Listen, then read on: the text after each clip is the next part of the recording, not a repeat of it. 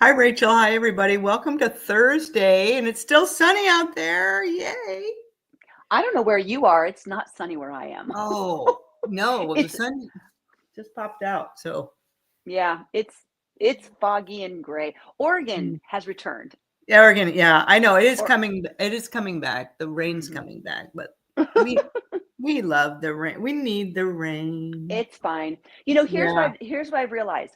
When I'm talking to people about their exercise goals and they want to walk more, and I say, "How was your walking goal this week?" They say, "Rachel, it's so cold. It's too cold to walk." And I said, "But it's not raining." And last time we talked, you said, "But it's raining." So I'm not sure if I Loopholes. Those are loopholes. Yes, yes. I never have That an excuse for the weather because I have a treadmill right here. So, that's true. Good mhm. point. Good point. Yeah. Hmm. Yeah.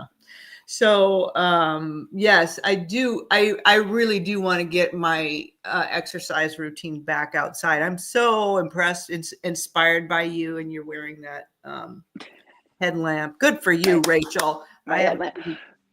figured that Well, out yet, but I think I'm fortunate. My neighborhood makes it really, mm, really simple. I mhm, have a yeah, safe, yeah, closed neighborhood. Like, I mean, it's not locked or anything, but just it's mhm. not on a major freeway or Right. highway. It's Yeah. Uh-huh. You don't have easy. cars going 60 miles an hour. No, exactly, exactly. And it's a safe area where even though it's pitch black outside, I feel safe walking.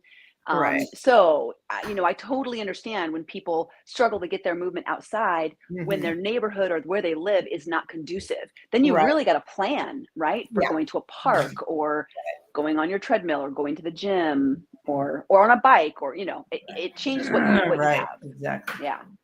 Yeah. All right, and I want to apologize.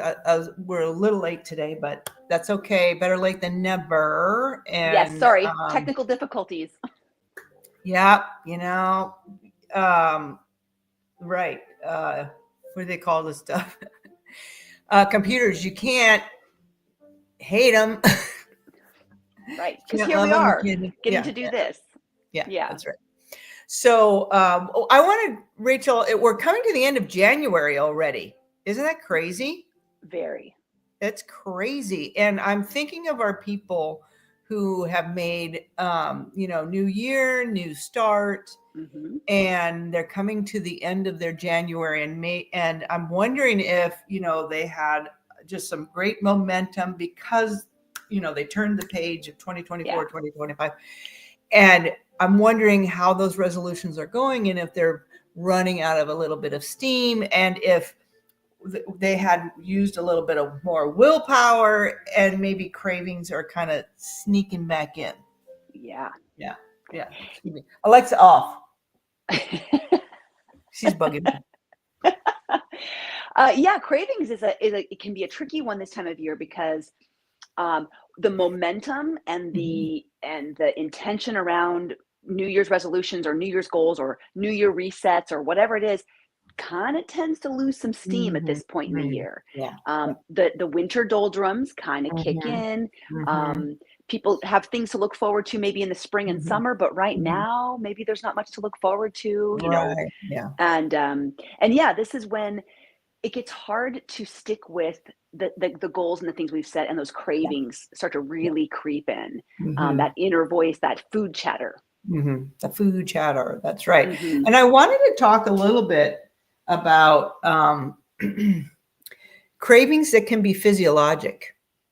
Mm. Yeah. I mean, that can be stem from needs or something our body needs, right? So, for example, nutritional deficiencies. Mhm. Yeah, there's because we talk a lot about emotional cravings. Mhm. I'm bored, I'm tired, I'm angry, I'm lonely. All the different reasons, but we do have nutritional cravings. We do Mhm. have food cravings. And I think that's Mhm. actually it's great that we're talking about that because people have a lot of questions about that. When you're craving, you know, chocolate, are you craving what's in that chocolate? When you crave, X, Y, or Z, are you really craving something in that Mhm. food? Mhm. So it sounds like you're saying, yeah, potentially Yeah, that's what's yeah, going on. yeah. Like a sweet craving, could be a need for like vitamin C because, or citrus, or citrus craving. I had somebody say, I just can't get enough of those cuties. And I'm just wondering. So in my mind, I'm wondering, well, it's middle of the winter. I'm wondering if they need a boost of vitamin C for their immune system. Right. Yeah, and for women, I mean, we have different nutritional needs depending on our time in our cycles, and sometimes we need more of the building blocks for certain hormones, and so we're going to crave things like chocolate or they're rich in some polyphenols and other building blocks for example, serotonin, or we're going to crave some complex carbs. And those are building blocks for some of the other hormones that are surging at that time. Yeah. Yeah. I like this because we can ask ourselves a question based on this information when we're sensing a craving. And I've heard you say this before, and we actually talked about this in our group coaching cohort last night. When you're feeling that craving and you're asking yourself, how do I need to nourish my body, not fuel my body? We don't necessarily need fuel. If someone is carrying extra weight, wanting to lose some weight, has some fat, stored, we don't necessarily want to think, I need to fuel, I need to fill up.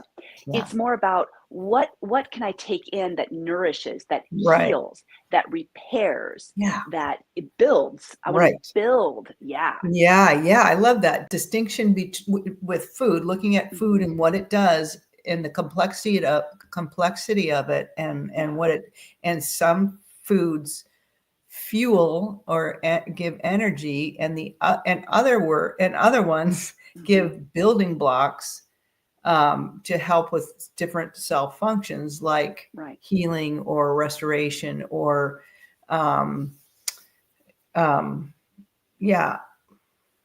muscle mass, things like that. So how do I need to nourish my body? That's a great question.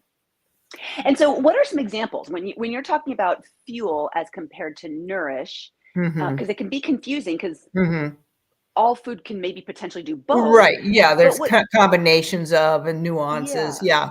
But in general, and we'll come back to cravings again. But in general, in my mind, I'm thinking the building blocks are really our protein sources, plant or animal based, whole and real.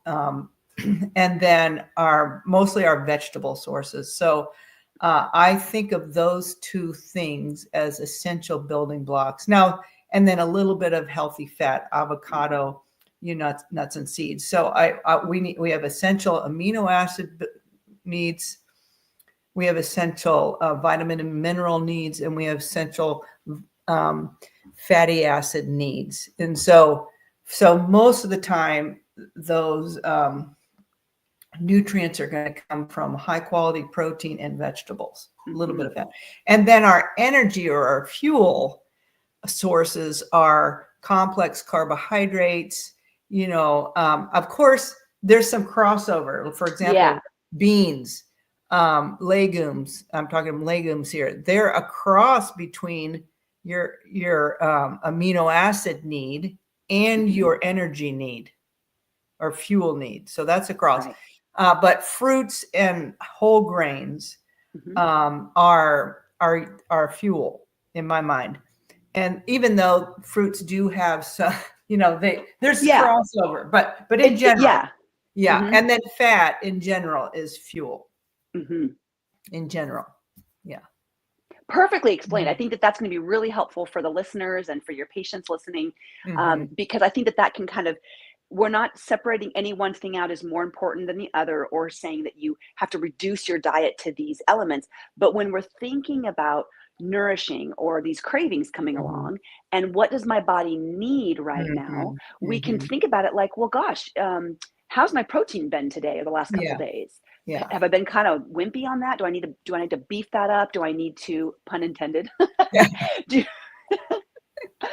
I need to, am I craving that sweet or that Right. citrus or yeah? So what else are you thinking about when it comes to cravings and Right. what we're Yeah. nourishing?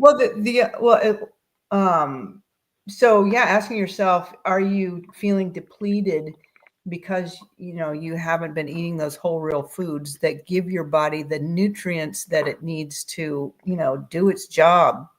Hmm. And yeah. Hmm. So because uh when we give our body the information, the instructions, the building blocks, then our gut talks to our brain and tells our brain, hey, we've got what we need.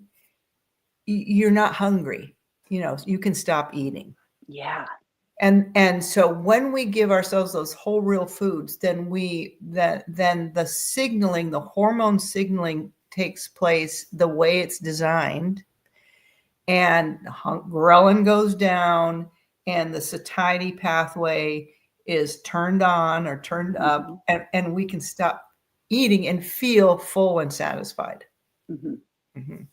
And so it's really when we're eating those building blocks, whole, clean, real nutrition, our body has the natural system to say, Mhm. enough, slow Yeah, down, yeah, stop, I'm good. right. And it's going to carry us over. Our satiety and our blood sugars are going to be kind of balanced and Mhm. steady Right. until the next meal, rather Yeah, than spiking up and then dropping down. dropping And back down. Yeah, that's right. yeah. Yeah, because when we're eating more of the ultra processed foods, we can, like you said, the blood sugar, we have this roller coaster Yeah. effect of blood sugar. And unfortunately, we have reactive low blood sugar after a high. And it's Hmm. that low blood sugar that sometimes can spark a craving. And specifically, those cravings are for those quick carbohydrates. Like, yeah, I got to eat some chips right now. Yeah, or Hmm. whatever it is in front of me. So Right. yeah, so cravings can be physiologic, and tell us about nutrient needs. They can Hmm. also be, this blood, roller coaster blood sugar, low Yeah. blood sugar, causing a craving. Hmm. And when you described, are we feeding our body with building blocks, or are Hmm. we feeding our body with fuel? Those highly processed, ultra processed foods tend to be in the fuel category. Mm. They're just kind of right. They tend to be just straight calories, Yeah, sugar, highly right. processed sugars, Sugar, simple yeah, that's carbs, right. They're devoid of the nutrients. and they're Yeah, devoid of nutrients. Right? right. Yeah, they've been stripped away. Stripped away. It's Yeah. it's all it really is calorie. Hmm. There's your body is looking at that going, ooh, but I'm still needing that vitamin A, or ooh, but I Hmm. don't have enough Yeah. healthy fats. Yeah.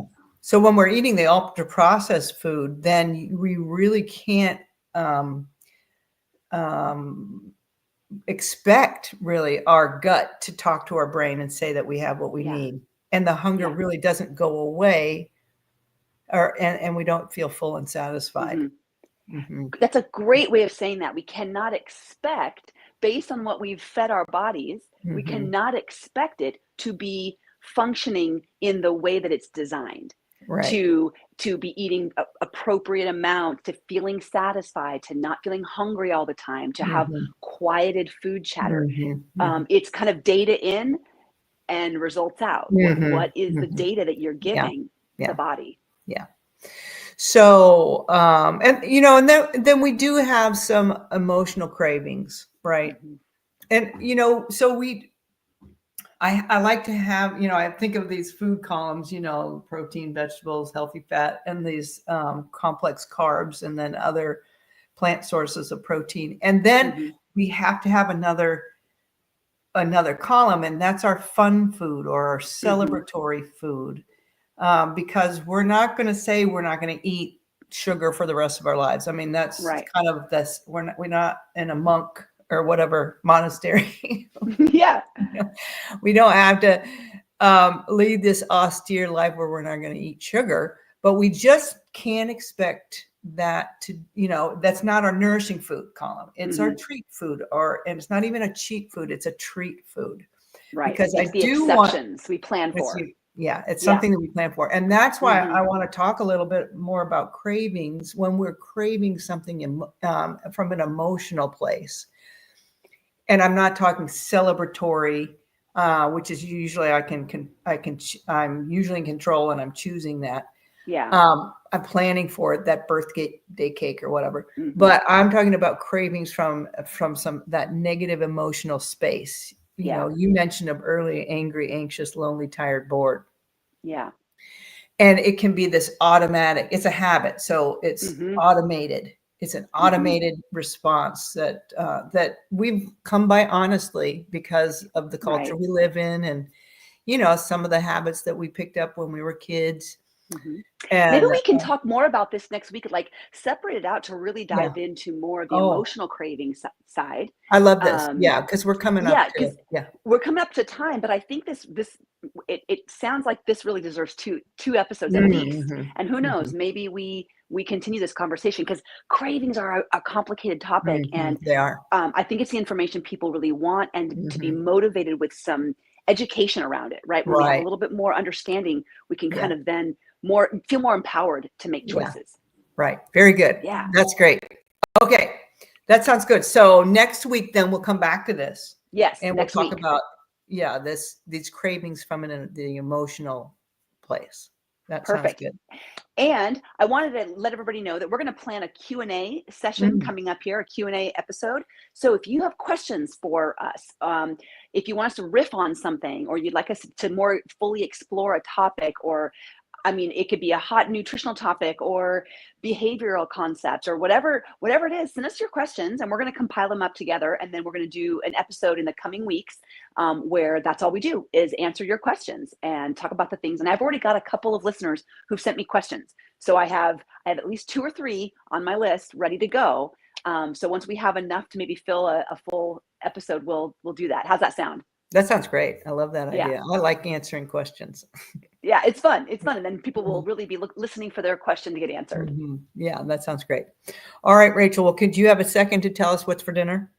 Yes, for dinner, we have our small group again tonight this week. So they're doing pizzas. I don't know if she's making pizzas or what's happening. So she knows our preference is easy on the cheese, heavy on the sauce, and low sugar sauce, and lots of veggies. That's our biggest. But I wanted to comment on last week. I did my white bowl, and I posted it on Instagram. I sent you a picture, and I'm going to take up the challenge. Yeah, it was so good, and it was kind of fun. My husband was like, "What are we doing?" I was like, "Just go with it." He's like, "Are we supposed to eat all the colors?" Yes, but this is just fun. Okay, just have some fun. So I'm going to take up the challenge of trying to do a bowl of every color of the rainbow. Oh, so stay tuned, and I'll be talking about it and posting it. That's wonderful. Yeah. And what's for dinner for you tonight? Yeah, well, I have these new edamame noodles. Did I talk to you about these last time? I don't. Yes. Yeah, I'm doing those tonight because they're so good, good. It's almost all the protein that I need.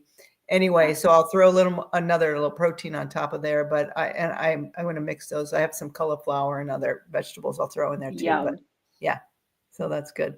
All right. Well, thanks. Sorry again about being late, but until next time, be healthy. Be healthy. Have a great week, you guys. Take care.